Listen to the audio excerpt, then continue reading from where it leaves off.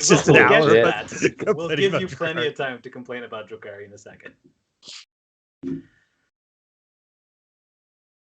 That's most of them now. So on the stream, I see Cody, I see myself, but there's like weird blue Skype stream, so we're gonna give it a second to kind of sort itself out.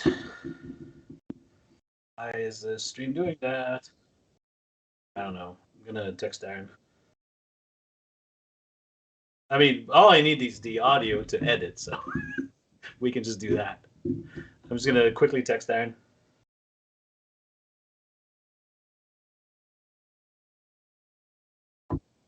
Oh, I think Darren. Yeah, that's probably it. He's fixing it. Clearly, things are happening. Plus, like most people listen on iTunes anyway, so.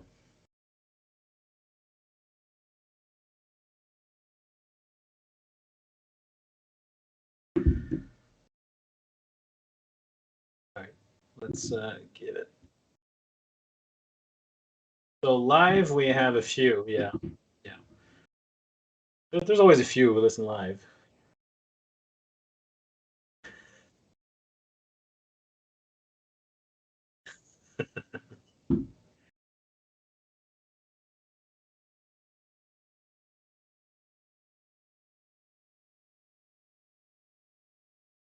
Hey, we have Darren's living room in one of the corners. Oh, your living room. So wait, why do we see a living room without you?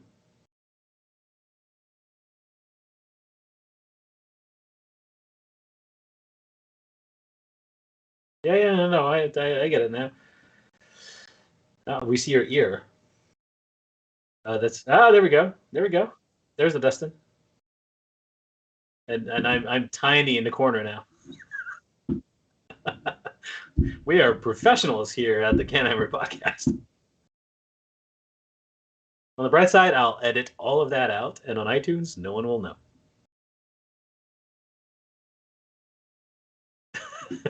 Well, the cold open now has written itself.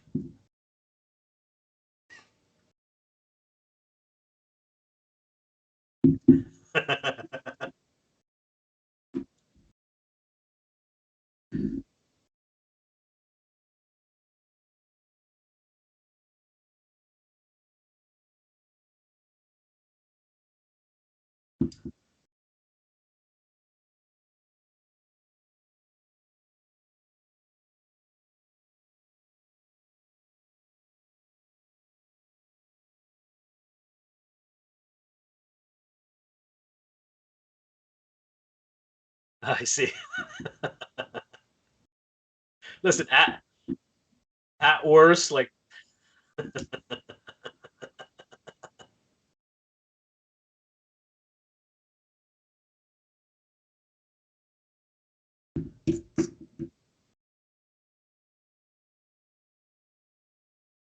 I'm drinking beer.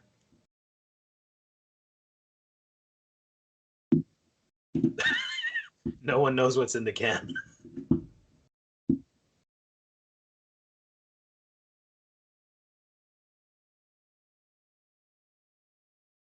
No, I think what we're gonna do is we're gonna start it, and then whatever, Darren can fix the visuals, and then I'll just edit the audio anyway. So we'll take a like 10-second moment of silence to help my editing.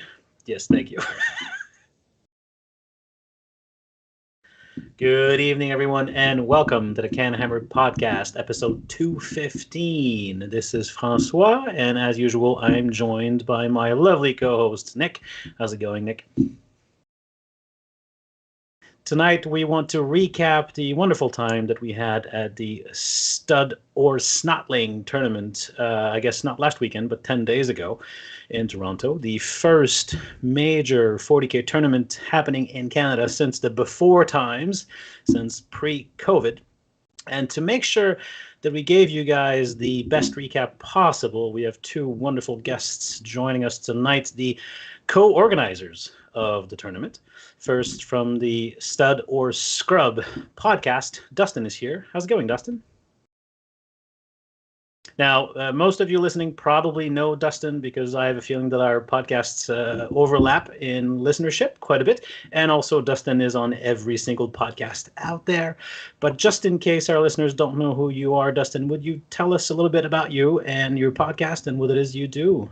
Of course, I am a member of the Stutter Scrub podcast along with my co-host Jesse Rocha. We originally started that podcast as kind of a journeyman's journey of us trying to make it on Team Canada. And spoiler alert, I did make the team, and I'm still trying out again this year as we're kind of resetting the team and trying to do our whole audition process again, make sure we're keeping it fresh and giving everybody a chance to kind of try out again. Now it's kind of turned into more of a competitive update and list building podcast. Is that both of us we play a lot of competitive games, we go to a lot of tournaments, we're organizing a lot of stuff, and as you said, I'm starting to appear on a lot of different content creators websites all over the place, and it's a lot of fun doing it, so I need to keep up to date with all this stuff, and I like informing people, telling people what's going on, talking about 40k strategies, competitive strategies, and obviously only with the best army that is out there, which is NIDS and GSC. So you gotta play Force of the Hive Mind to like me, and you gotta play Chaos to like Jesse, or Grey Knights now, because apparently he just flip flops whatever he feels like it now. Traitor. That's okay. But yeah, that's us. Traitor. Grey Knights are 1,000 Sun successors, so that's perfectly fine. Yep. Okay, that's fine. But We'll allow it. As someone who listens to your podcast, I encourage all of your listeners to give it a listen. It's a great time. I really enjoy it. Also joining us, the other co-organizer of the event, and actually the man that, from my perspective, seemed to put in a lot of work on the day of, answering all the dumb questions we all threw his way. Cody from the Hooded Goblin is here. So Cody, tell us a little bit about yourself and your wonderful store. Oh, hey, everyone. Yeah, I own a store up here in Georgetown, just north of Toronto. It's like it's a pretty popular spot. It's a gaming cafe / gaming store. And we've been putting on GTs for a couple of years.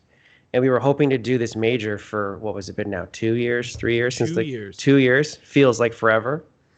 And it's gone through a couple iterations. And I'm just happy that we were able to do it. That was such a breath of relief. And yeah, I own a store. And like Dustin, I also try out for Team Canada. So pretty in the competitive scene too. I do need to set it aside too that Cody did most of the work for this event. I was just a name on there. you were just a guy we all who did that. Yeah, we were just making sure that everybody listening to this knows I didn't do all the work. Cody did all the work. I just put my name on it. Yeah, you were the pretty face, and he did the work. I was the pretty face. He was the talent behind the scenes. We were super lucky too because we had so many people, wonderful people helping us. Like everybody volunteered setting up, everybody volunteered tearing down. Great judges. I was able to wrangle together, and my friend who I do all the 3D printing with, Rob, who's also follows along Stutter Scrub as well, helped us with the trophies and doing just like all the terrain and just making an awesome event. So those trophies were awesome. Yeah, I love it. Was just it was a great coming together of a lot of talented people. It sure was. And actually, you just kind of mentioned something I want to pick up on.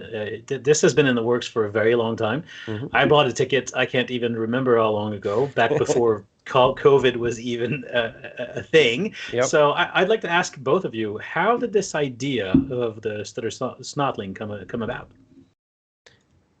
Oh my goodness.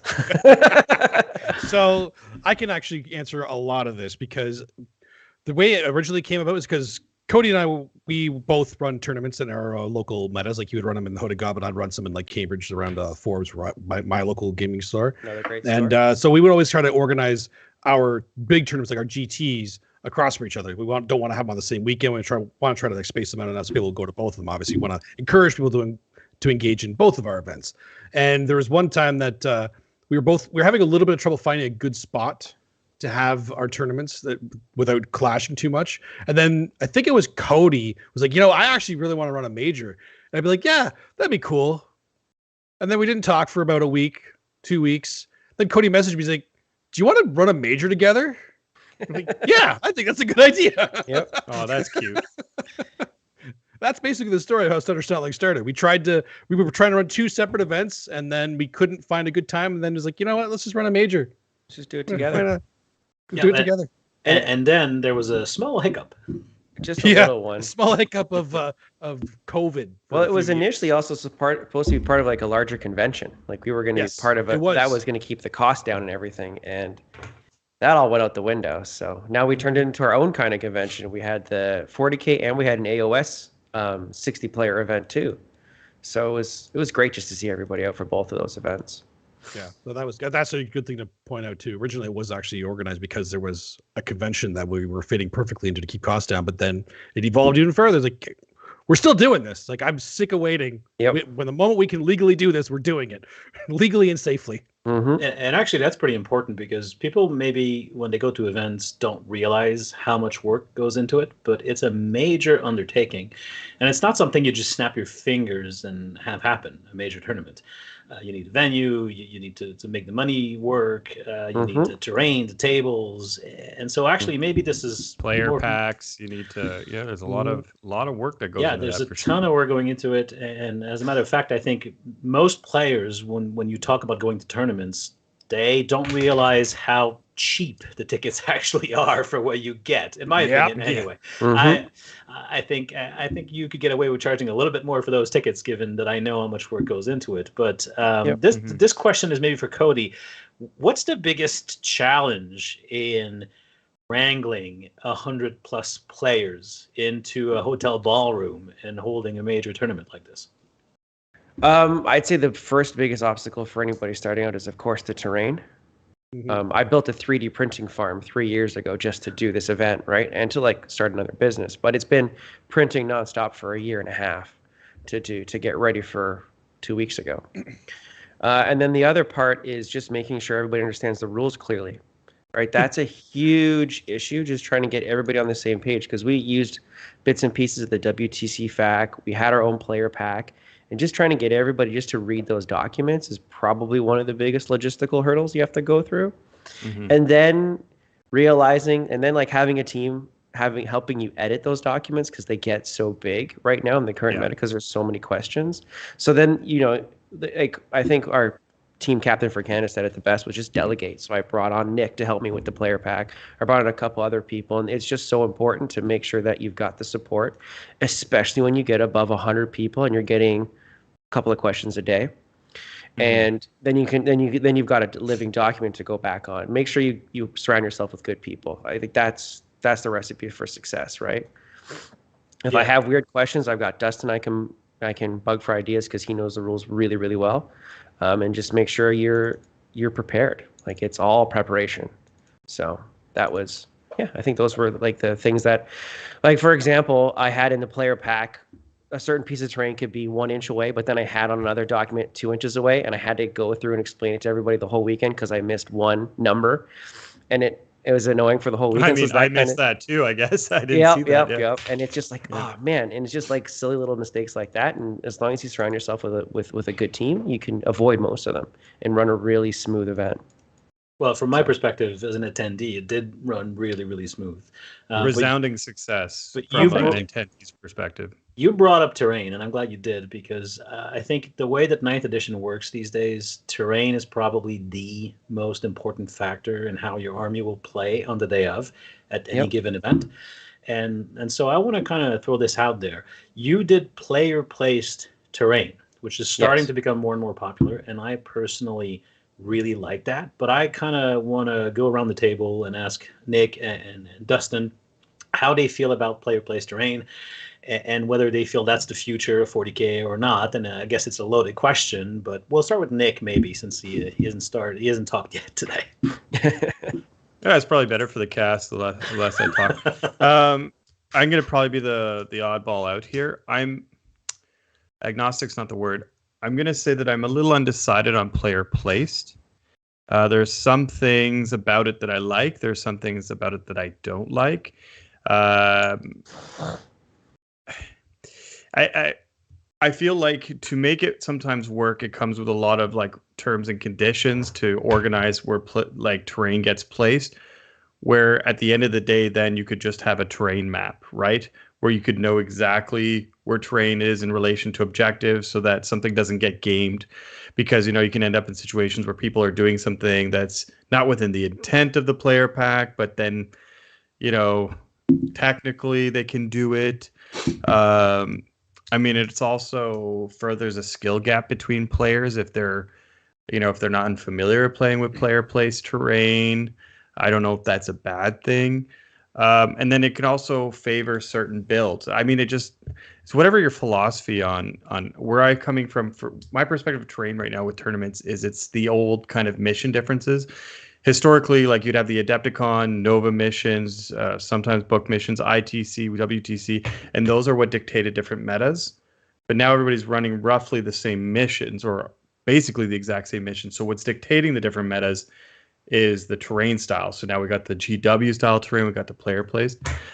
So I'm not going to say I'm super pro player placed, but I'm not sure I'm super against it either. Maybe a little bit agnostic. Okay, Dustin, I think from listening to you talking about it on your podcast, you're a fan of player place terrain, but perhaps you could tell us why.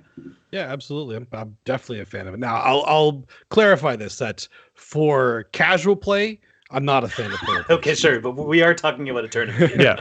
But for tournament play, absolutely, player place is phenomenal. There's Nick kind of hit on a couple of the points of why I like it, because it is something else that kind of separates. It is a skill, and there can be a skill gap with those kind of players, and it can be. It would be a bad thing if it wasn't a tournament. The good thing about what we did at Sutter Snarling with what Cody did in the player pack, outlining every piece of terrain so like detailed before the event, you knew exactly what you were going to have the place. You knew exactly the rules to it, even though one of them was 2 inches, one of them was 1 inch. That's another problem. We're not going to talk about that later, but we're you know what, you're going to ignore that. Mistakes happen. It's not a big deal. But it was outlined so well that you could actually plan your army and your list for it so far ahead of time, and you could practice it too, which is part of the like tournament prep for something like for competitive play in general. I think like. You can disagree with me if you go to a lot of tournaments and don't prep for it, but I don't think you're podiuming. But you know, that's we'll see. But prove me wrong. Prove me wrong. I mean, I agree. I set up a table in my garage and I approximated the terrain as best I could, and I practiced with it. I mean, I harassed Cody for months before the tournament to sell me a set. And he finally conceded and sold me a set for that. So yeah, no, I understand that perspective. Yeah, for sure. Hey, you see my hesitation. Use cardboard boxes. Use cardboard boxes. I saw a lot of people. Oh, really? Was it exactly how? I mean, did you see Diogo's cereal boxes that he did? Yeah. Yeah, that's great. That's actually who I'm referring to too. Like that was the first one I saw using cereal boxes for that kind of stuff. Exactly the measurements. So like because we had that measurements on those rules, they knew they could practice on that kind of stuff. And for a major, in my opinion, that's exactly what you want. You want to have that ability to plan your list and practice with the terrain long before you go to that event, which I feel like we gave people a good opportunity to do. So that's one of the major reasons I like player place terrain, when you can give that kind of heads up to the players so they have the knowledge and they know what they're getting into before they get there. They're not showing up and like, oh god, it's bowling ball everywhere. Like I planted bowling ball everywhere. I can't play. I didn't bring an army for this. Or it's, oh my god, it's WTC. I brought Tau. What the hell was I thinking? It was just because you can prep for it, it makes it a lot better. And the skill gap at the table, I kind of like it, not because of the skill gap, but more like because you have the ability to place this terrain. Not necessarily, it's harder to screw your opponent. There's a few things you could do on like some of the missions to screw. And actually, we've discussed changes to that too, because we noticed it. Now that we got the feedback, we can fix it. Yep. That was a minor thing that we saw like, okay, yeah, I get that, but mostly it helps also the tournament organizers, because now we don't have to worry about changing terrain for every mission. We don't have to worry about setting up the terrain specific to each mission. It saves for cleanup and packing up because it's already in boxes a lot of the time. And selling it at the end of it was a great idea too, because we didn't even have to take all of it home. But there's also, because you can set up your terrain on your side of the table, you can't complain about the terrain. You can't say, oh shit, terrain screwed me. It's like, well, you knew about it a long ahead of time. You placed it there. Sorry, buddy. Well, I know we're going to Cody next, but just to interject quickly, being basically the equivalent of the WTC team's water boy, I am kind of like somewhat privy to like the behind the scenes discussions that happen with like, the changes that might come up with the next iterations. And I must say that I think that's a good direction where it's going. So, like the changes you meant that you were saying, like to improve, the gaminess. Yeah, definitely. I can see it is iterative. In the next iterations, I'll probably be way more kind of pro. This is why kind of agnostic. I think I'm not against it. I'm not for it. I'm just we're going to hit a spot where I think you're right. I'm going to be way more, definitely this is the way of the future. Yeah, for sure. Exactly. This is our first time doing it too, right? We kind of copied, pasted a lot of LSO's terrain pack rules, and then Cody made some adjustments with the terrain that he had, which were great. And then now that we've seen it at a major, got the feedback, which this is why we do it. We want the feedback from the players who actually used it to tell us what they thought. We found a couple things we could fix, and we're going to fix them. So it's only going to get better. Yeah, I got to say, other than maybe Stonehenging the crates in the middle of the table, everything else worked really well. I wanted to go and knock those down every time I saw them. So Cody, so I guess I'm not the only one who noticed that people were trying to recreate Stonehenge. Be a little silly, yes, and that's just clarity. And I think we were talking about this before. Is you've got to clearly spell out every single thing that you intend how the terrain to be used, and that's a lesson for me that I couldn't learn because I did a couple RTTs with the terrain to test it beforehand to get some ideas and some feedback, and some things changed because of that. Like we got some experience from people, but now from a major, that's so much data of just like how do people use this terrain?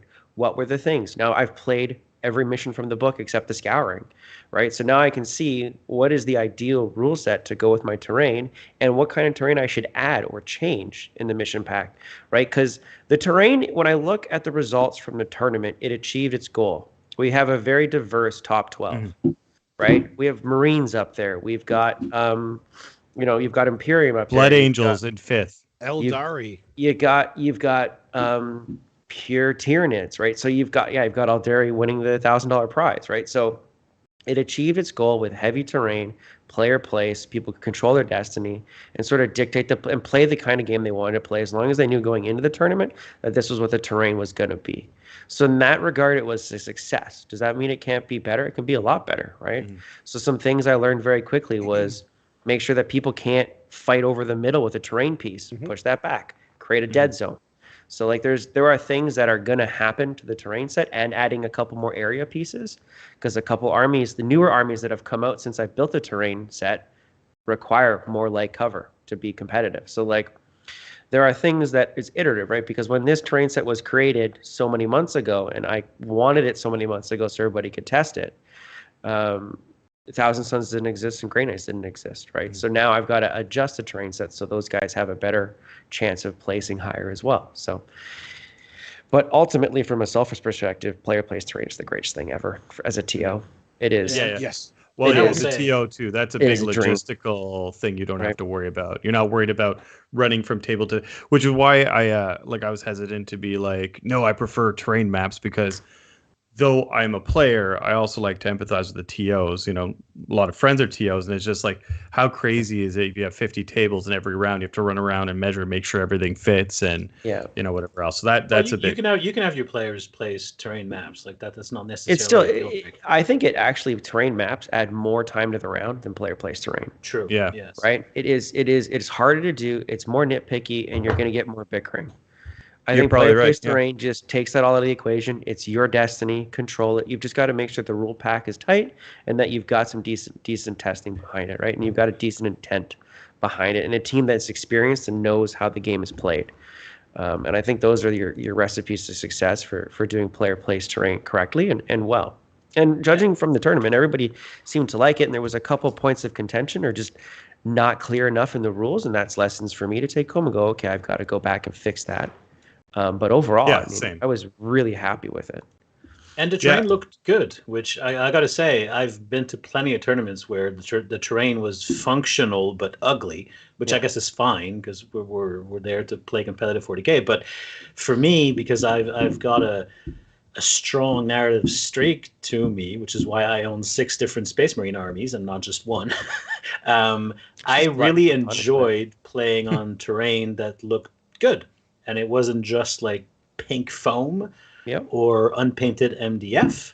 It was all not only functional, but pretty. And I'm actually impressed that you got it all painted. So maybe I want to ask you, how did you manage to do that? I'm assuming you had a lot of help. Who were the elves that painted Cody said terrain? he had an airbrush. I thought he was going to use an Iwata. Psychopath. That's the first step one. You're a psychopath. So I'll give you the whole breakdown if there's enough time, but that's actually my Kickstarter. All that terrain I had designed for a Kickstarter Arvalon 8, which was It's been 3 years now since that launched. We raised $100,000. I did this whole sci-fi terrain set, and we've been improving on it and building it. So it was sort of like in my head back when 9th edition started to make this terrain set, and I had it designed and I had it created, and then I built a 3D farm. And then I decided to paint 20 tables with me and one other person. And thankfully, another team member from Team Canada took 20 tables, Bruno, the guy who actually got second, no collusion. And then Dustin took about 5, and then somebody else took a couple as well. But at the end of the day, I got, it's a nice trick. Princess Auto sell these like automotive spray guns, air guns for painting cars. I just did the whole terrain set with them. They're easy to clean. They chuck out a ton of paint. It was just craft paints, and it was probably like 100 hours of painting once you add it all up. But at the end of the day, it was fast, and it was a lot cheaper than rattle cans. So if you're going to paint a bunch of terrain for an event, try and go that route where it's like a $30, $40 airbrush for painting cars, and just boom, and you can just do your terrain really quickly and nice, because you can do all that blending, all the different grays that I had done, the rust effects. It's all pretty easy with an airbrush. But yeah. Well, I remember I had ordered the table. I got the table. I was like, I got to paint it up because I had to bring it.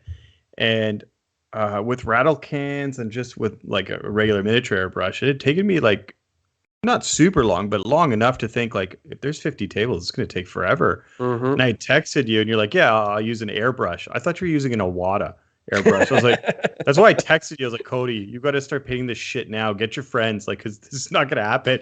Then you sent a photo of this. Like, what the hell are you airbrushing cars at your house?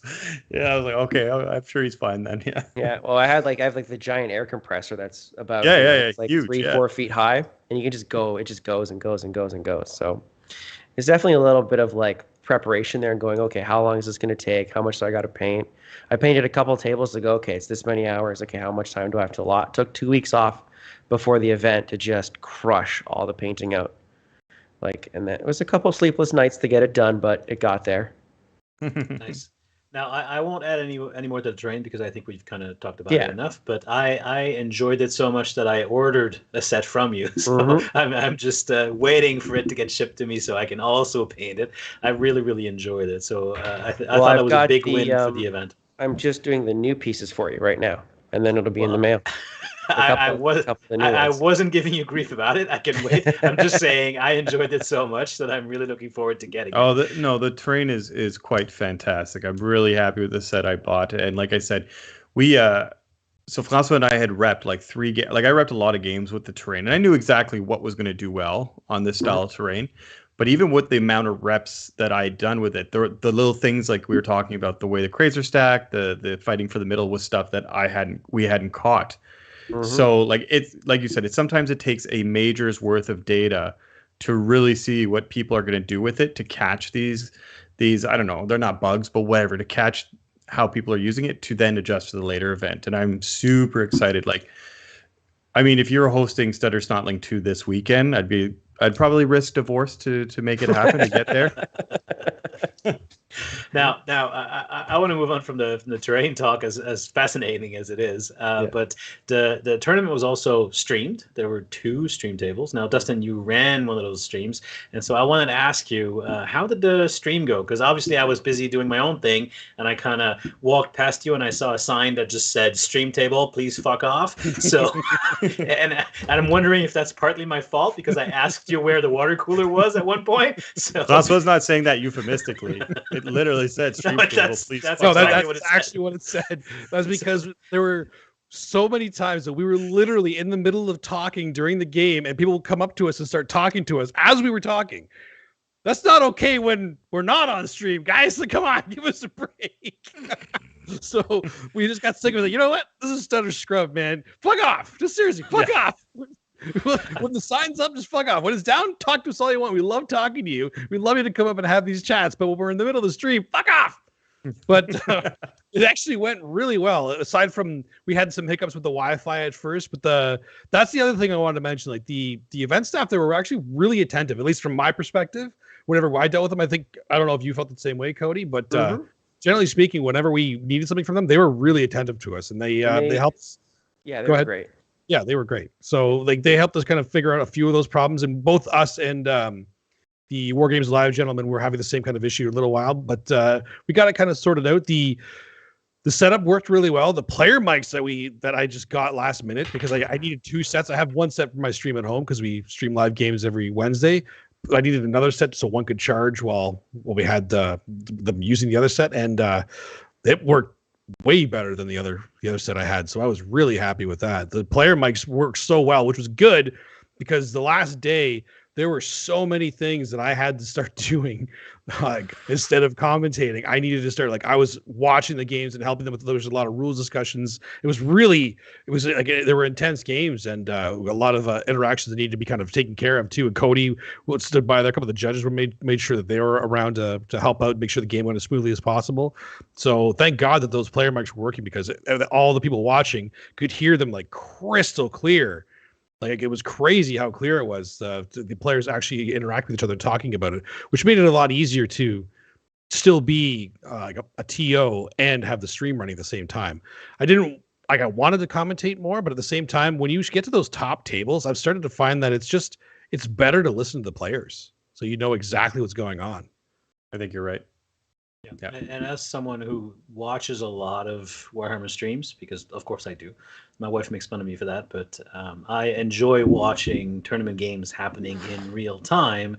And you know what? Yes, I enjoy the shoutcasting, but sometimes it's best to just let the players do their thing and let the audience watch. Yep. In my opinion, anyway. It's an art. It's an art making. Like, I mean, that is not the topic, but it is an art, I feel, to shoutcast, knowing when to, to talk and when to let the players talk. Mm-hmm.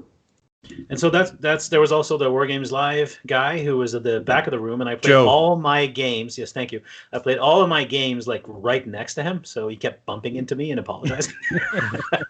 But lovely fellow. He had a really amazing setup. I actually meant to go back and watch the games that he streamed just because of how awesome his stream looked. Like he had like 20 different cameras. Oh, it put ours to shame. I looked like a child put it together compared to his. That guy had like a cage around the table with about 20 cameras, and his setup was really professional. So that was really awesome to see. And he didn't have a sign that said "fuck off" at the desk. No, he didn't. He was in the far corner. Nobody was going to talk to the guy. What the hell, guys? Why did you go talk to him? But your problem was you were right next to the door. We were right at the front door, to be fair. Like right at the entrance. I wanted to come say hi too, and I think I was walking up and you were talking to whoever was with you. I was like, "Oh, I actually don't think he's chatting. I think they actually might be on stream. So maybe." Yeah, we were on stream a lot. That's why I made it a point. Okay, we have to sign up when it's down. It's all good. Yeah, it's Thunder Scrub. So yeah, get one of those studio lights that says you're recording. Yeah. Oh yeah, see, live. On air. No, Warhammer players are not that observant. You need the fuck off sign. That's true. I figured it was more appropriate. Yeah. Need a bit more heavy-handed approach for Warhammer players. Yeah. You need a mallet.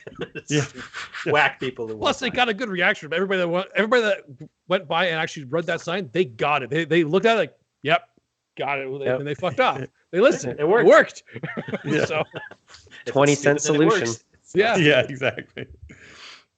All right, I want to go around because we have 4 different perspectives on the event, so I thought it would be fun to go around the table and quickly do a favorite moment from the weekend, what you enjoyed the most about the weekend, and maybe, if you have one, something that you thought was not so enjoyable. I have stuff in mind, but I'll go last since it's my prerogative as host. We'll start with Cody. I'll put you on the spot as the on the ground TO. What was your favorite moment and maybe least favorite moment of the weekend? I'll start with my least favorite because it's always those that you remember. It was BCP constantly resetting my settings, and I think it was round 2. It tripled the round. That was fun too, and then it skipped around to round 3. So that was like a heart attack moment, but it is. We all know BCP. We all know we all have to fight with it. LVO 2019. Oh my god. 2020 or whatever it was. Yeah. 2019. We all need shirts that say I survived LVO 2019. Yeah. Oh, that was a long day. But that was, that was about the biggest hiccup that I experienced. Well, it's technical difficulties is the worst thing that happened. I think that's a really good thing. I mean, it's not so much one particular moment, but I think maybe it was a combination of the first event or whatever, but there was a lot of great sportsmanship on display and a lot of people just playing the game really nicely. And I got to watch a lot of Warhammer and a lot of people have a lot of fun. And that's why you do it, right? These events don't make a ton of money. You do it because you love the hobby, and just seeing people have a good time after being locked up for so long, that was everything. That was just amazing. Yeah, let me jump in here and say to any of our listeners who think that TOs make money out of this, they really don't. In fact, there's many TOs who run these at a loss. Yep. So if you're ever bitching about having to pay your 40, 50, 70, $100, whatever for an event, yeah, well, thank you, Dustin. I was going to put it in slightly more polite terms, but you've expressed my thoughts. I will exactly. I will give a shout out though to, like, on that note, like Chris Rice donated some prizes, Monument Hobbies donated prizes. Creature Caster donated some prizes, so we had a lot of really good help. Oh, and of course Games Workshop donated prizes as well, so it helps. And everybody just coming together to have a great event and people chipping in like that, it's just awesome. It's the reason we can run these events, because of that generosity of our community. Right. Very cool. Dustin, favorite and least favorite moment of the weekend? Both of those are actually pretty easy. Least favorite moment is just doing some of the harsh judge things you have to do. There's always a couple of them in any events. You don't like doing them, but it happens. You deal with them. You deal with them quickly and try to keep it as fair and friendly as you can with everybody, right? So and it wasn't. There was anything serious. Like nobody got killed. No, nothing. Actually, I didn't. Other than that one guy, other than that one guy, but we don't talk about that guy. So no, we don't talk about that little guy. Don't worry about that little guy. Don't worry about that little guy. People out there, that little guy. Don't worry about that little guy. Yeah. People who don't go to tournament have this idea that they're very contentious affairs. In my experience, they're really not. They're not. It's very rare that there's a disagreement at the table, and whenever there is, a judge will walk up and tell you what's what, and that's the end of it. So the biggest disagreements I have in Warhammer at a tournament is with close friends, because you're just like you're friends with this person. Yeah, like what I may bicker, or like. There was a time where Jason and I were bickering a little bit, but we resolved that. But like, if they're not like a close friend, I've never had an issue. It's always with friends, because you're just comfortable around each other to tell you where to go. I think that is a big misconception that people think. A lot of people, at least people that don't go to a lot of tournaments, they're afraid of it. They get nervous. Like, oh, I don't want to have these contentious events. It's not like that at all, guys. Like not even a little bit. Like it's so rare that it actually happens. So. Like I said, as a TO, we'll always see them because we're the ones that make sure that it's dealt with quickly, right? So yeah, but I'm guessing you can count on the fingers on a single hand, like the. Oh yeah, absolutely. Two. Just a couple fingers. Yeah, two. Okay, so there was 600 plus games. 600 plus games. Two. Exactly. So that was your least favorite moment. What about your least favorite moment? My most favorite, that I have a bit of a tie, because despite the sign we had on the stream table, my favorite, every single person that came up to me and told me what a great time they're at, thanked us for running the event. That is always a great moment. That is one of the reasons we do this. Knowing that you guys appreciate it makes us feel so good, and like, fuck yeah, we'll do even better next time, guys. Like that's exactly what we do this for. The other one was, I think it was round 4 on day 1, that it was getting late and I was starting to drink on stream when I was commentating. So watched round 4. Yeah, I started having fun on stream.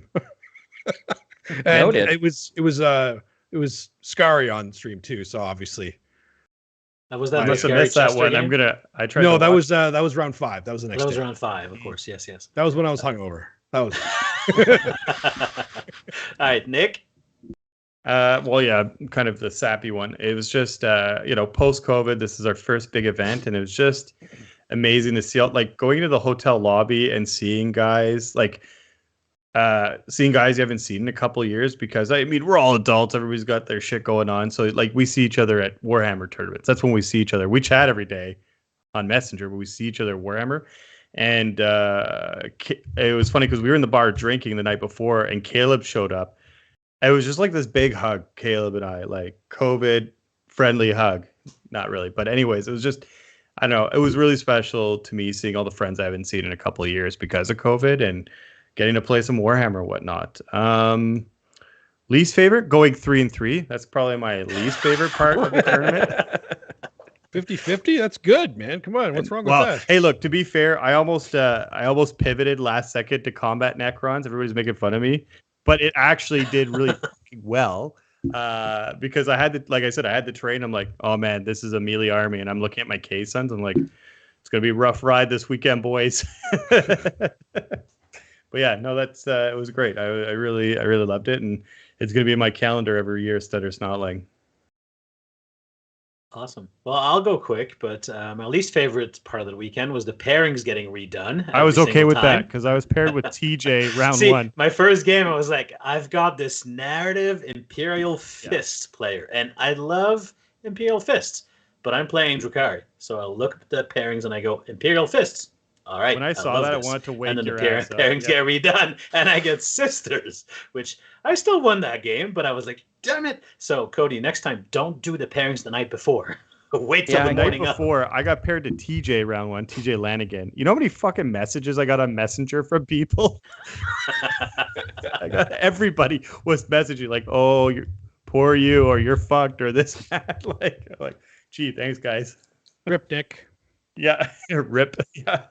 But that said, that's a very minor gripe. And favorite, I'll cheat and have two. So very quickly, I was playing my round 5 against a lovely orc player, and shocker, I talk a lot when I play because I just talk a lot in general. And I was just blabbing away, doing my turn and talking about everything I do. And there's this guy walking by, and he stops dead in his tracks, and he looks at me wide-eyed, and he goes, "Why do I know your voice?"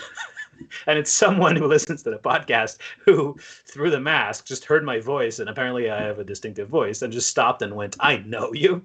And that just made my day. I thought that was really nice.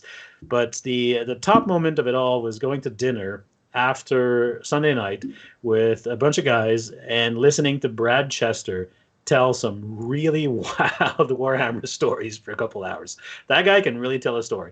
It was a really good time. So that's going to be my favorite moment of the weekend. Was we were at, I can't even remember the restaurant. The food wasn't very good. But yes, thank you, Jack Astor's. But the company was amazing. There were 12 or so of us, and Brad Chester telling tales of his various Warhammer stories was really, really fun. So I think the camaraderie for me is the most important part of the weekend. All right, I want to end the first part of this because in part 2, Nick and I will go through our games, and I know Cody and Dustin's are busy, so they may or may not stick around for that. But to end part 1, I want to ask about the future. I want to ask Cody, Dustin, it sounds like you're doing this again. Oh, yeah. And if so, when? Because I want to go again. Like, please do this very soon. If it's a yearly event, I'll put it on my calendar every single year. And just quickly, we've kind of touched on it already, but what would you change for the future? And would you want this to be even bigger? Do you have ambitions? Tell us about Go all ahead, that. Cody. Sure, I got plans. So one of the things I want to do soon is do a player play style terrain event with teams, where each table is this less and less or more terrain, and then you each get player plays terrain. Neat. Doing it sort of skewing that format, doing 5 to 6 man teams. I would love to do that kind of event up in the new year. And then I want to do a 3-day major, like a 200 person major next year. Just figuring out the venue that would work the best, maybe something down in Niagara, maybe a resort, something like an LVO North style of event. I'm thinking any of that's possible because I can just print terrain till the day comes. Just shut up and take my money. Right. So, and I think that's being able to get that one true winner is really, really valuable, and being able to have that extra day of Friday, so you can either do brackets or you can just have that extra round, so that you know that with a certain number of people, 7 or 8 rounds is enough to get your true winner, and just have a really fun weekend, like a really great Warhammer weekend, and maybe add some other events on there too. And just go start building it up, make it bigger. Yes, I second what Nick said. Please take my money. You just said it a little bit more politely, but yeah. And for anyone out there who's hesitating and who's maybe never been to a tournament, please go. Well, we were lucky too. The 13th Legion guys out of the States unfortunately couldn't make their event, and they donated their tickets to 2 new players who went to an event for the first time, and they had a great time. So, you know, we're always looking, if you're a little hesitant or whatever, come out to a big event. It's probably the most fun you'll have playing 40K, to be honest. You should just come out.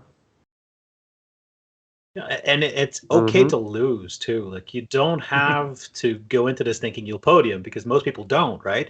So it's perfectly fine to say I want to get 5, 6, 7 fantastic games of Warhammer and just have fun playing because when otherwise you never get Yeah. that much Warhammer in.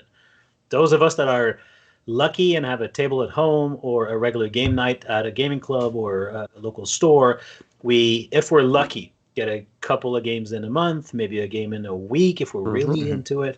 But now you get the chance to play 5, 6, 7 games in a Yep. single weekend. That's Yeah, it's a just big amazing. deal. That's the thing a lot of people got to remember too. If you're always hesitant about going to these tournaments and thinking I don't want to lose a bunch of games and stuff, it's still fun. If it's your hobby and you enjoy playing the game, come play the game. The guy that Yep. came in last place, who got the Wooden Spoon Award. By the way, there are lots of awards to be given, even if you don't podium or anything. But the guy who got Sure. last place posted on our Facebook page saying, "I had such a great time. I'm coming again. Like, when's the next one?" The guy lost every single game, and he Yep. still wants to come. He had a great time. Well, obviously, this guy's also an Yeah. awesome dude too. If you play Yeah. him, you'll have a great time. But Exactly. still, like that's the kind of attitude you want. You come in to play some Yeah. fun games. And that's Yeah, you can win. Yeah, You can win best absolutely. sport. You can win participation There prizes. are you, raffle you door can, prizes. You Like can win so the wooden many things you spoon. can- yeah, we can try happen. and make sure that there's something for everybody, right? So there was 3 best sport, 3 best painted, 3 raffle prizes. Then the best prize was for best overall, not just for best general. And then everybody who won X and 1 got a prize.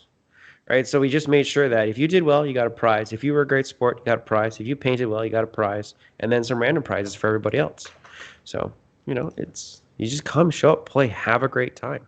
Yeah, then maybe you'll win something too. Yeah. Exactly. And it's also It the way to is. get better, right? When I started playing competitive 40K, back when I started when 8th edition started, so not that long ago in the grand scheme of things, the first tournament I went to, I lost every single game, obviously, and I still had a great time. I enjoyed myself, and I kept coming back, obviously, and then I got better. Mm-hmm. That's how you get better. You keep Yep. playing. So anyway, thank you very much, Dustin and Cody, for joining us for part 1 of this weekend recap. In part 2, starting right now, Nick and I will quickly recap our games because our audience expects us to, I guess, and it's fun to talk about how we did. But if you guys have somewhere better to be, I know Dustin has meetings and his own podcast to record, so we'll wave him goodbye. But we do very much appreciate you taking the time and sharing your experience over the weekend with our. So, with us pleasure and to our be here. listeners. Thank you for having me, and I'll see you at the next one for sure. Yeah, Indeed. thanks a lot. All right, Guys, thanks Sounds so All great. right, much. thanks, fellas. Thanks. Cheers, Cody. Have a Cheers, great night, Dustin. Take care, guys. boys. All right, so very, very quickly, without boring everyone to death, Nick and I will go through our games one by one, like just maybe 20 minutes to go through the tournament, Nick. I think that's reasonable. I figure we'll go round by round, and just tell our listeners how our games went and how we enjoyed the weekend. So let's start with you. What was your first round game like? So I played Thousand Suns, and I played kind of a mixed time duplicity list with some Volcons, Forge Fiend, blah blah blah. My first round was against Zach, a friend of mine from Ottawa, and he plays, unfortunately for me, 7 Lehman Russes with drop Scions and a small Grey Knight contingent. So he's got the ability to deny spells. He does a lot of mortal wounds, which Thousand Suns don't like receiving. And he's got a lot of T8 and a lot of Strength 10. Like, basically, each tank is putting out between 8 and 12 shots of Strength 10, D6 damage per turn. And so, like, my list, the way it was designed, was to be able to deal with T8 targets, but, like, the odd one. Or if you had a kill rig, I could interact with it. If you had a knight, but not if you had 7 Lehman Russes. So, So it went well. is what I'm hearing. So all my losses were actually 10, 15-point losses. They're all very close. And it was always like a kind of a turn 4, or I think this one was like kind of a turn 4, turn 5 swing where I had actually spent. So the game was going reasonably well for me, and he pushed up a Lehman Russ on one of the flanks, and I'd spent 2 CP to try to kill it. And it was the 2 CP I was really saving to Auspex scan his deep striking Scions. I thought I could get away with it, but no, they came in, blew a lot of shit up, and messed with my backfield, which allowed him to kind of swing the points on me. And so that's kind of where I lost it. But to be honest, I was playing a game I shouldn't be playing. I shouldn't be playing a shooting game with him. I should just be playing a sit and hold and score more. So anyways, yeah, unfortunately, I lost my first game, but it was a close one. And I mean, Dak went on to do 5-1. I think he got in the top 10 of the tournament. So I'm not too disappointed. Yeah, I'm not disappointed losing to that. So that was game 1. Yeah, that was a tough game, and it's kind of a shame that you're driving all this way to play someone you play at our local RTTs. But who's on my own CanHammer team. I suppose that's the name of the Canadian meta. There's only so many of us. Now, for my game 1, I played Colton, who came in from, I want to say New Brunswick, but I probably just insulted him because he might be from Nova Scotia. Anyway, one of those faraway places in the east. He drove a very long time to come to the tournament. And lovely guy, awesome guy. We had a really genuinely fun and friendly game. And he plays Sisters. And thankfully, I know how to play into Sisters quite well because our very own Chris Haynes plays Sisters, and I've played him more times than I cared to.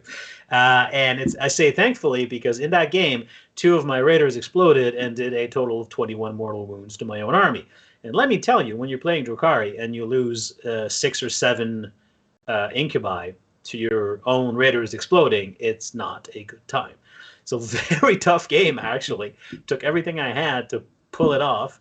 But I did win, and I do want to, if Colton's listening, I do want to tell him that he was a lovely opponent, and I really enjoy their game. However salty I may have sounded when my second raider in the same turn exploded, and I ended up taking all those mortal wounds on my own army. I may have swore, but it was a great game. Playing Drukhari, you bandwagoner. True. Yes, that's indeed. That is karma biting me. But anyway, that was game 1. Your game 2, Nick? I played against Paul Radcliffe. He was playing Emperor's Children. So with like Noise Marines and Terminators, and it was an excellent game. He's such a great opponent.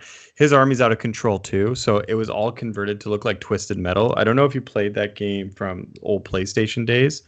It's an old racing car game, and it had it's all like metal looking cars. Like one is an ice cream clown truck. Anyways, he had that. I forget, a Sweet Tooth. The Sweet Tooth, his rhino was Sweet Tooth. And anyways, it was fantastic. All of his guys were carrying balloons. It was like this circus of slaughter or whatever. So it was fantastically converted army. Basically what this game boiled down to is I'm playing a 9th edition Chaos Codex. I'm a longtime Chaos player, and he's playing an 8th edition Chaos Codex. So that's, I mean, it's only, he's playing with 2 wound Terminators and 1 wound Marines, and I'm playing with 3 wounds and 2 wounds. So it wasn't going to go well for him to begin with, just on that side, and then all my psychic and whatnot. So he put up a good fight, but yeah, this was a strong win for me. And once he gets his updated Emperor's Children rules, I'll definitely be in a lot of trouble. But at least he's got a sweet army to kick people's asses with. Yeah, I saw his display board. It did look awesome. Yeah.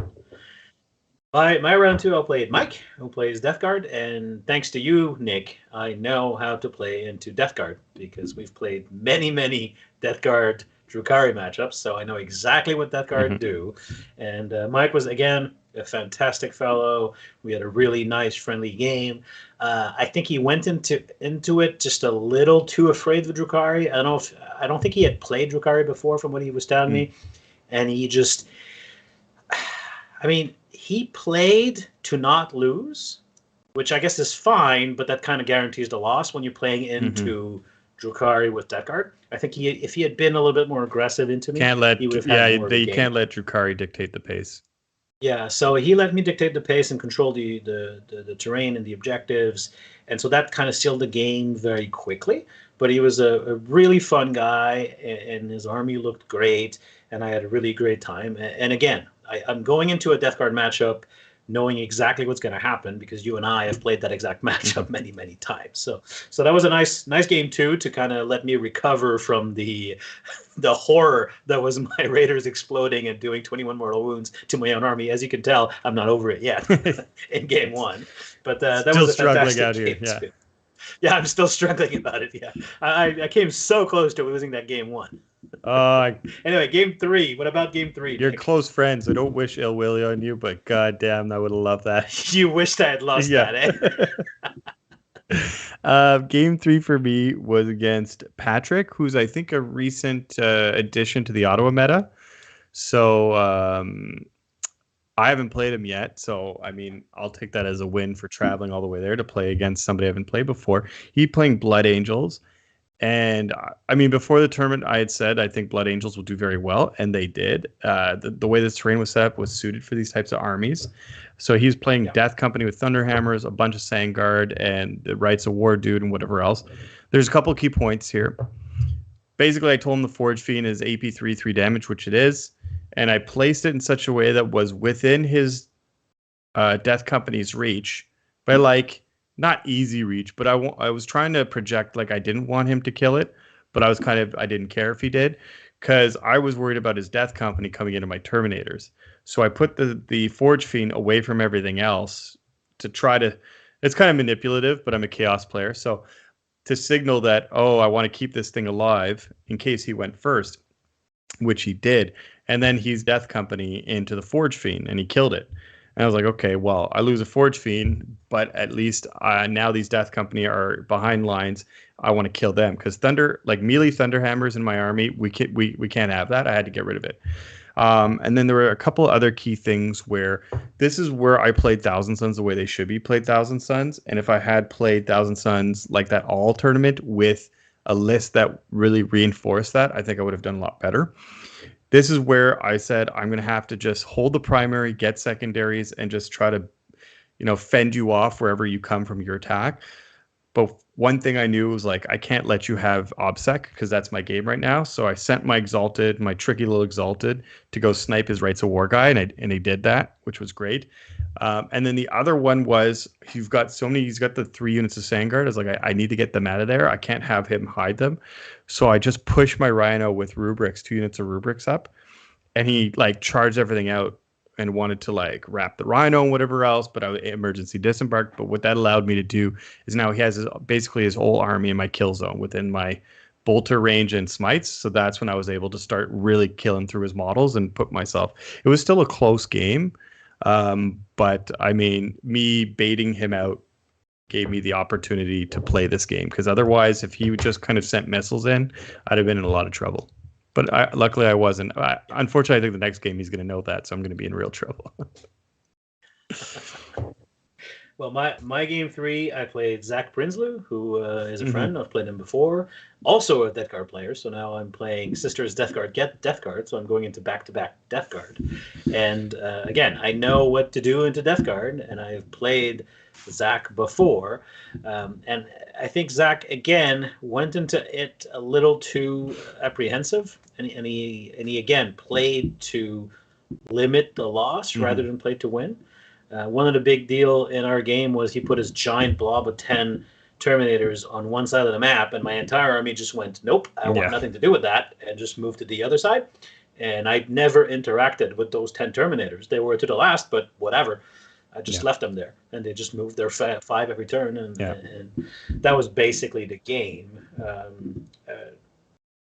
So there's not too much else to say about that. If you're a Death Guard player and you have a giant blob of Terminators, they're so slow. You don't. That's my problem with Death Guard into the last. It kind of forces you to play too defensively, but then they're so expensive you can't be spending a game not using your resources. So. And now, to be fair, if he puts them in the middle, maybe I hit them with like Drazar and 3 units of Incubi at once and just wipe them. Like that can happen too. So you do have to be careful. But I think from my perspective, if those Terminators had been in the middle, projecting power outward, I would have been a lot more careful with my movement. As it was, I just went, well, my entire army is not going to go there. It's going to go this way instead. So that was game 3. So now I'm 3-0 and feeling real good. Now going into game 4, you are 2-1. 2-1, yes. So right? The dream of 4-2 is still alive, potentially 5-1. But then you're starting to hit the good players that maybe have dropped a game or whatever else. So I get into Jason, a close friend, Jason Sparks, and he's playing Space Wolves. Jason and I had spoken before the tournament. We talked about lists, and so I knew what he was doing with his list. And I mentioned Wolfen to him because I thought they'd do well, and he brought Wolfen, which is exactly what I don't want to face because they have a bazillion attacks at damage 3, and they fight on death. So like I can't let them touch me because they will kill whatever they touch, and if they get in my Terminators, it's game over. So the thing about this game was it was the mission where we each had 2 objectives in our deployment zone. And with player placed, he was able to place something in the middle to hide his Oath of Moment area where you could throw the little dogs in there. And he went second. So Jason's a better player than I. So he immediately realized like the position he was in. Whereas I should have spent more time like kind of thinking about where the game was going from turn 1, because I realized turn 3 that if we played this I sit here, you sit there game, he wins by 5 or 10 points. Yeah, the default game state in that matchup, you going first, him going second, is he wins. Yeah. So nothing. Going second was a big plus for that. And of course, him playing the melee army with shooting elements meant it's that much harder for me to go into him because I'm not a melee army. I have to go in, try to shoot, get angles, get hit. So I tried to make a push turn 3, but it just didn't work out. He beat me. It was still a very close game. It was like an 11-point game, but it was just those points that I had a hard time getting. And every time I throw something at him, it was in a poor point. So, but anyways. Yeah. But, it's a very fluffy matchup. Wolves and yeah, that's what we thought. And we reminded each other to make sure to use the strat. And I think he did, too. He used the Space Wolves specific strat to reroll hits and wounds against me. I wanted to use it against him. What you're saying is Prospero burned. Oh, yeah, that day Prospero burned. That's for sure. All right, my game 4, I don't know about you, but by game 4, my brain was completely fried. I've not played 4 games of Warhammer in a day in years now because of COVID and all that. And by game 4, I was completely spent. And I draw Bruno. And boy, was I glad to be able to play that game in French. Because, obviously, I have no issue speaking English, but it's an extra layer of processing power that my brain needs, right? Because my native tongue is French. So Bruno and I were able to play that entire game speaking our native tongue, and I know he appreciated it too. So we spoke French the entire time. We had a beautiful game, really friendly. We reminded each other of stuff the whole time because we were both completely burned. At one point, we tried to add 12 and 6, and it took us an embarrassingly long time to come up to 18 as the answer. Like, that was how tired we were. And for anyone out there who's not played 4 back-to-back games of Warhammer in a day, it's grueling. And Bruno is playing a really interesting list. It's a Eldari mix with Craft World Indirect Fire, 9 weapon platforms, 3 Night Spinners, and then a Harlequin fusion boats with like 28 fusion pistols. So it's a real leaf blower list, but an interesting one, and it is tool to the meta because it's all strength 6, so it kills Admech and Drukhari and Sisters really, really, really well. And I'll be honest, I had never played into something like that, so I went into it not entirely sure what it did, and boy, did I find out. So in hindsight, I know I misplayed it. I made some mental errors, but it's just not a great matchup for me, and he played it so well. For someone being on game 4 of that day, Bruno, if you're listening, I'm really impressed by how like mentally you kept things together, because I sure wasn't. I was just looking at him rolling dice and just nodding, and whenever you said you need to roll X many saves, I just rolled that many dice. That's how far gone I was. But even if I had been in full control of my mental faculties, it's not a great matchup for me. And anyway, I didn't get blown off. I think I scored like 60 some points to his 80 some points. It wasn't close, but it wasn't a blow off. But the dream of winning the tournament ended in my 4th game on day 1. But such a fantastic game, and then we were so tired. We went and had food and crashed and tried to sleep. I don't know if you got much sleep. I didn't, because my brain was spinning. And then day 2 hits, and day 2 is really where the stamina comes in. Because you've got because you've been on your feet all day for day 1. You've played 4 games of Warhammer. You were on your feet for 13 hours. Your legs and your back are hurting. You're sleeping in a hotel, not your own bed. And now, day 2, this is when men are separated from boys. So tell us how your first game, your game 5 on day 2. Well, actually, luckily, my time in the military prepared me for this moment. Well, you slept in trenches, so that's nothing. That's it. That's nothing for me. It's standing up all day. In fact, my back never felt my back like was really bad these last couple of weeks, but during the tournament, it felt fantastic. I mean, so game 4, I was so lucky to play Jean, who's a good friend of ours from the Ottawa meta who plays Grey Knights. Now, the story with Jean is I played him at a small RTT in a friend's basement there a couple months ago and beat him on top table to win the tournament. But ever since then, he's never let it up, and he's punished me every single event since then. I played him every single event since that time. So he's playing Grey Knights, which already isn't a good matchup for Thousand Suns because of the 5-up Field of Pain, the deny, all that stuff, their combat army.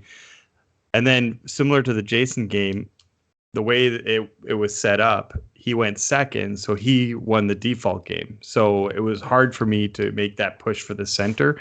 And if I had more resources, like another unit of rubrics or terminators, I could have made a bigger play at the game. But because I spent too much time teching into things that really didn't matter, like that one Forge Fiend is not doing anything against 5 Dread Knights. So I might as well just go into this game with bolters and smites.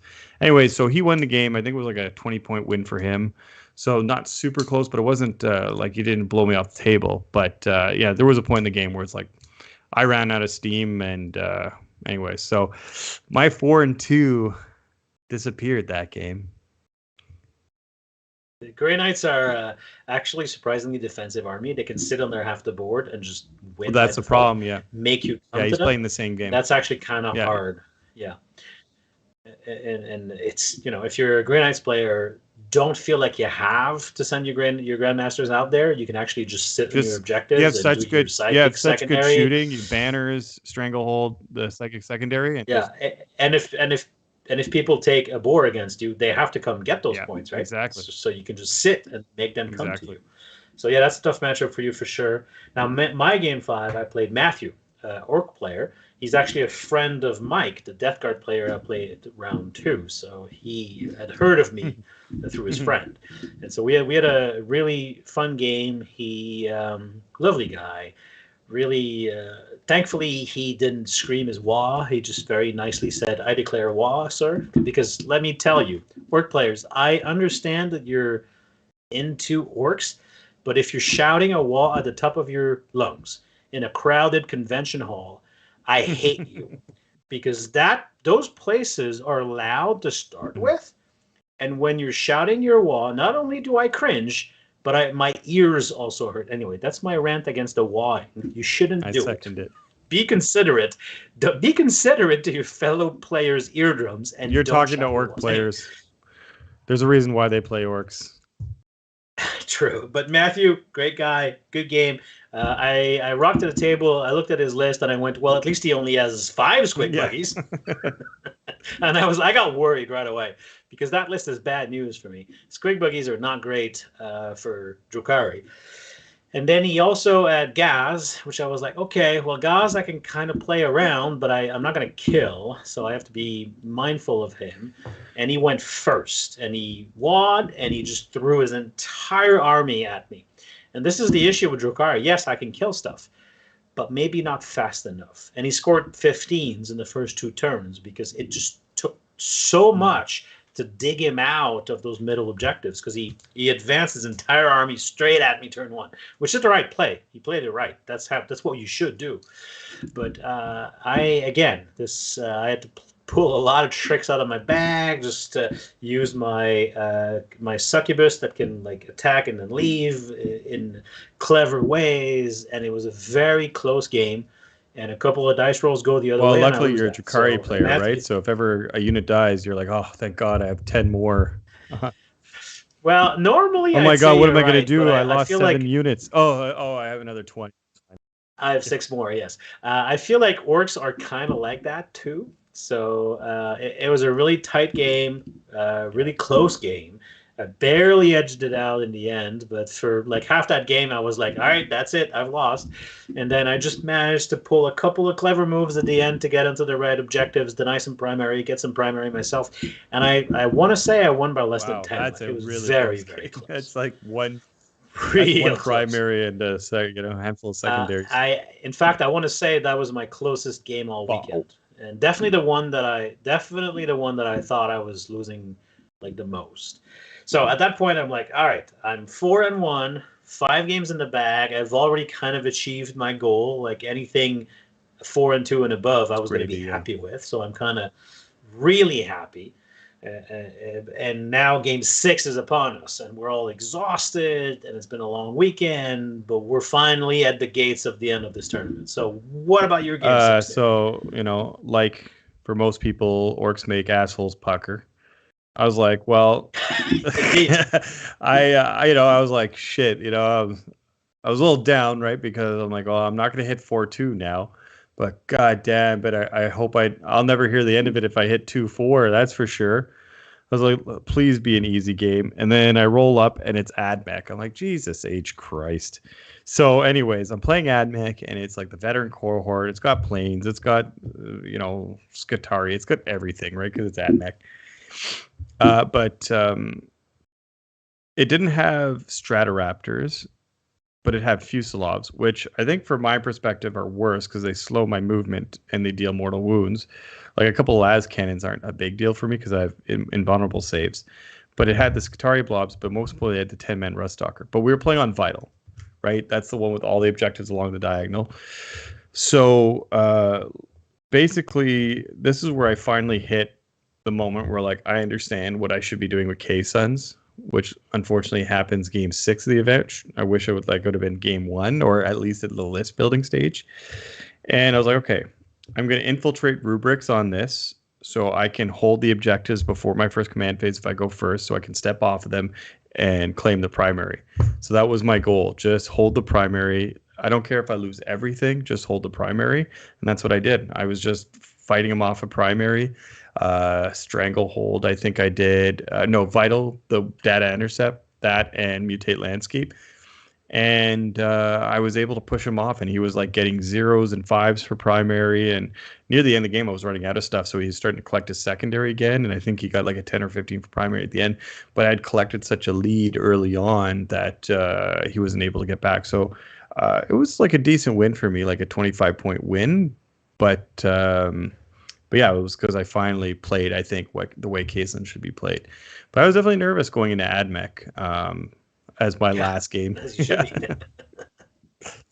Yeah, no, AdMech is always scary, and good that this is why we play, to learn things. And next tournament, you're going to do better with the 1,000 Suns. But still, 4-2 is a good result. Well, it would be, but I got 3-3, so I mean.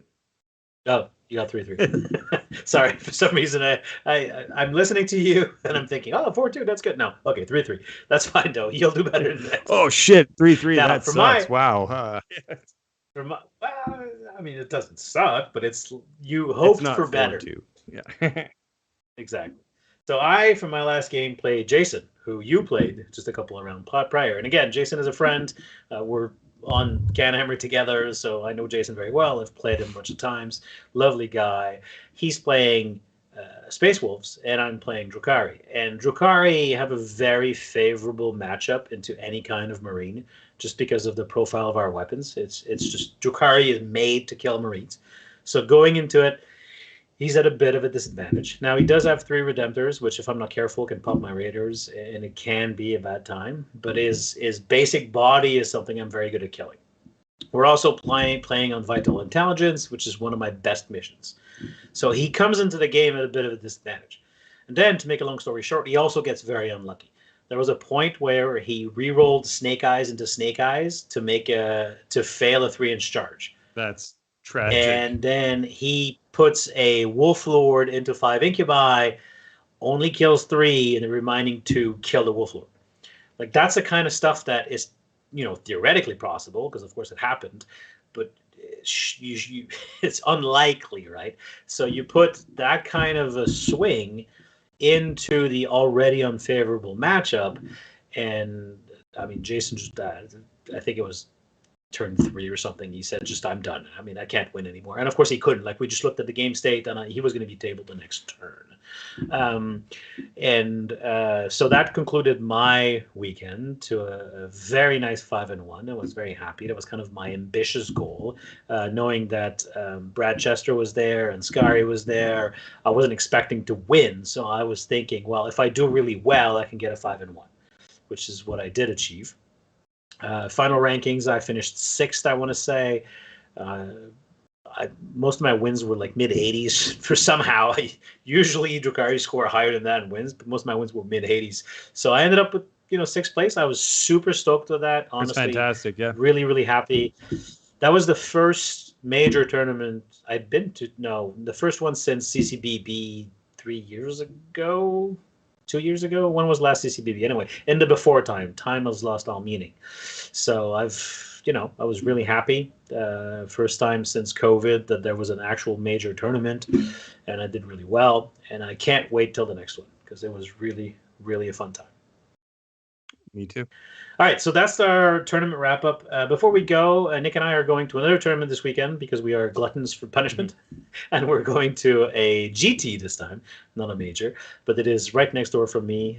Nick is going to stay in my guest room for that, and we are going to hopefully do you guys proud, and maybe we'll do a quick recap next time we have an episode. We won't do a full recap episode for that one because it's not quite as big a tournament. But next time we speak, we'll tell you how we did at the Dragons GT, which is coming up this weekend. And we also do want to mention that CanHammer Team Tournament has officially been announced. The official date is not quite out, but it'll be this spring, I believe April. So if you're interested in playing in a team tournament, please follow CanHammer on Facebook. There's also a CanHammer team page, I believe, that you can subscribe to get updates. And let me tell you, team format is the best format for Warhammer. As much as we love single events, team events are so much fun. So if you can make it to that, we would love to see you there. And on that note, we've been talking for just over an hour, and we do try to keep these podcasts to under an hour, so we will sign off. Nick, always a pleasure. People out there listening, thank you for listening. Please follow us on social media, and we'll catch you next time. Have a good